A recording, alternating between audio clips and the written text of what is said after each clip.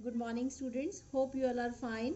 Beta, in the previous class we have started our chapter number 10, that is Introduction to Axis. Theoretical portion I have explained you before that. So today we will learn about the practical session of this chapter. So first of all I will tell you how to open MS Access. Fine. Click on the window sign. From here M catalog. Now I can put the MS Access in the search bar. Access C.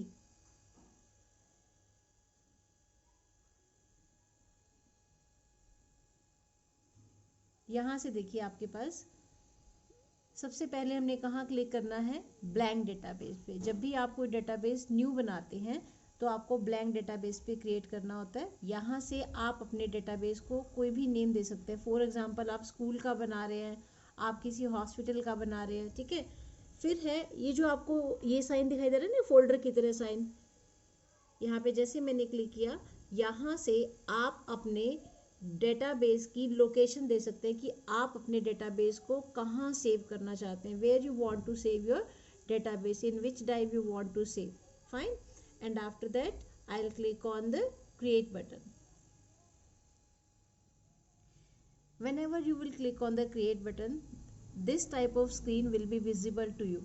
Okay, first you will have to select the field of the table. Means जो भी आप table के अंदर field देना चाहते हैं उन fields को आपने सेलेक्ट करना है.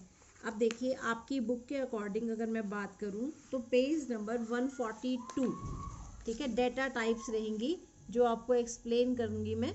देखो सबसे पहले क्या है कि जब भी आप अपनी टेबल के अंदर रिकॉर्ड्स को आप एंटर करवाना चाहते हैं, जिन जिन फील्ड्स को आप देना चाहते हैं उनकी डेटा टाइप आपको डिसाइड करनी होती है. मैंने आपको पहले भी बताया था कि अगर आपका न्यूमेरिक डेटा टाइप है तो आपको फील्ड नेम में क्या लेना पड़ेगा, नंबर लेना होगा. सपोज मुझे यहाँ पर पहले रोल नंबर देना है टेबल के अंदर.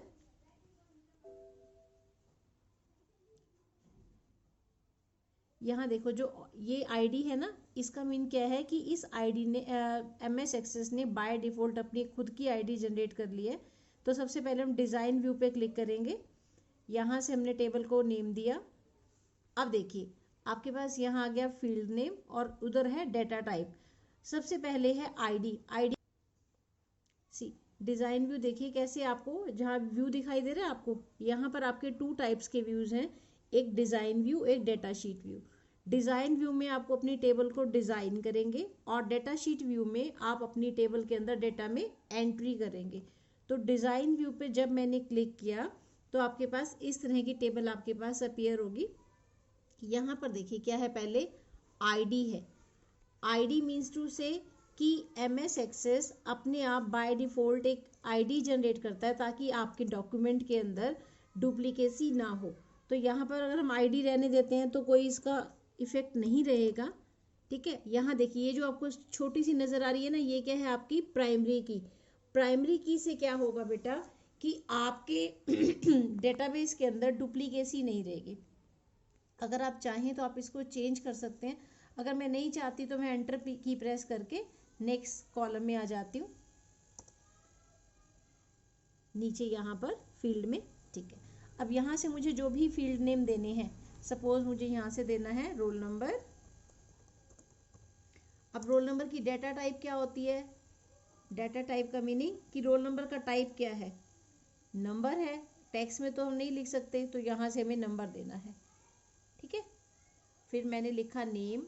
अब यहाँ पर अगर आप नेम लेंगे ना तो नेम जो है MS एक्सेस के अंदर एक रिजर्व वर्ड है, इसलिए वर्ड मैसेज शो करेगा, पर कोई दिक्कत नहीं है. आप इसको ओके कर देंगे तो इसको एक्सेप्ट कर लेगा, और नहीं तो आप इसके अंदर स्टूडेंट्स नेम लिखना चाहते हैं तो वो भी आप इसको दे सकते हैं. अब इसकी नेम की डेटा टाइप क्या रहेगी, टेक्स्ट. शॉर्ट टेक्स्ट लेना है, लॉन्ग टेक्स्ट लेना है, it is up to you, ठीक है. मिनिमम जो कॉम्बिनेशन है 255 कैरेक्टर्स को ये टेक्स्ट होल्ड कर सकता है. अब मैंने फादर नेम लिया, फादर नेम की डेटा टाइप भी हमने क्या ली, टेक्स्ट ली. In the same way suppose मैं ले लेती हूँ अटैचमेंट। अब यहाँ पर अटैचमेंट का मीनिंग क्या है कि अगर आप, यहाँ मैं अटैचमेंट नहीं लिखूंगी, यहाँ मैं लिखूंगी फोटो या स्टूडेंट्स फोटो, और इसकी हमने डेटा टाइप क्या ली, अटैचमेंट। अब इससे क्या होगा कि अगर आप अपने फॉर्म के अंदर चाहते हैं कि मैंने एक ऐसा सा मैं बना रही हूँ, उसके अंदर मेरे हर स्टूडेंट की फ़ोटो भी मैं अटैच करना चाहती हूँ डेटाबेस के अंदर, तो हम यहाँ से क्या दे देंगे, इसकी डेटा टाइप अटैचमेंट दे देंगे। अब मैंने इतना काम कर लिया, अब मैं जाती हूँ इसके डेटा शीट व्यू में। कहाँ से, इसको सेव कर लीजिए, व्यू में, डेटा शीट व्यू। क्लियर। अब यहाँ से देखो, आईडी में आपने कुछ नहीं करना, बिकॉज जो आईडी जनरेट की थी वो किसने की है, MS एक्सेस ने खुद से की है, तो अपने आप वो डेटा को उठाएगा। हम लोग रोल नंबर से स्टार्ट करेंगे, roll number 1 and then name I'll put,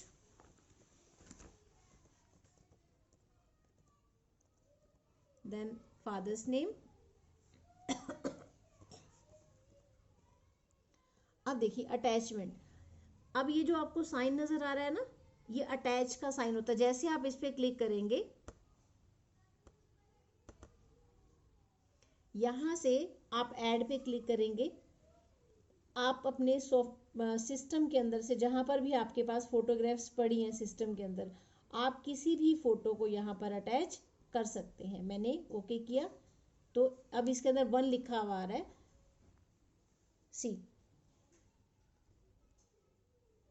1 है ना, तो इसका मतलब आपने इसके साथ 1 फोटोग्राफ अटैच कर दी। अब यहाँ से फिर मैंने सेकंड रिकॉर्ड को एंटर किया, 2, यहाँ से मैंने लिखा 2,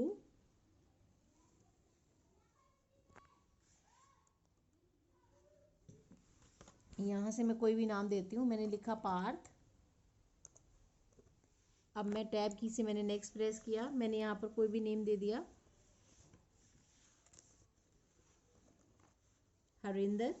यहाँ से फिर अगर मुझे इसके साथ फोटो अटैच नहीं करनी तो मैं इसको स्किप कर सकती हूँ, अगर मुझे करनी है तो मैंने आपको बता दिया।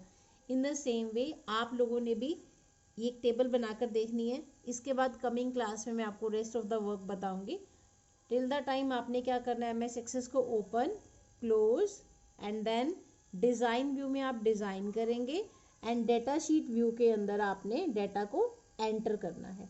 अब आप इसको अपना डेटाबेस को सेव कर सकते हैं। सी कोई भी इमेज आप देंगे, अब आप देख सकते हैं कि जहां पर 1 लिखा हुआ आ रहा है, इट मीन्स आपने वहां पर अपनी फोटोग्राफ को अटैच कर दिया। फाइन, अब आपने इतना ही करना है बेटा। फिर इसी टेबल को सेव करना है, इसी टेबल से मैं आपको फॉर्म क्रिएट करना बताऊंगी, इसी टेबल से मैं आपको रिपोर्ट जनरेट करना बताऊंगी जो आपके सिलेबस में है। तो till the time you will have to do the practice of this much only. Okay, thank you बेटा, हैव अ नाइस डे।